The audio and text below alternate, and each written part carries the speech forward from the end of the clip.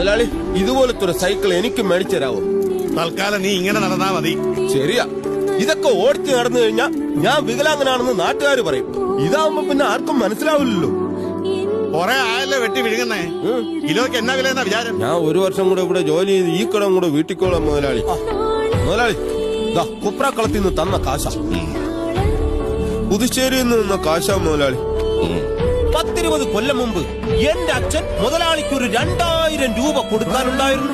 എന്റെ അച്ഛന് വിശ്വാസമില്ലാത്തതുകൊണ്ട് 2000 രൂപ കിട്ടുന്നത് വരെ ഇവൻ ഇവിടെ ഉരുപ്പടിയായി ഇരിക്കട്ടെ എന്ന് പറഞ്ഞ് എന്നെ ഇവിടെ പിടിച്ച് നിർത്തിയതല്ലേ മുതലാളി. ഇത്രയും കൊല്ലം ഈ വീട്ടിലും കൊപ്രാക്കളത്തിലും ഞാൻ മരിച്ച് പണിയെടുത്തിട്ടും അച്ഛന്റെ കടം തീർന്നിട്ടില്ലെന്ന് മുതലാളി പറയുന്നത്. എന്നിട്ട് നീ അപ്പനോട് ചോദിച്ചില്ലേ?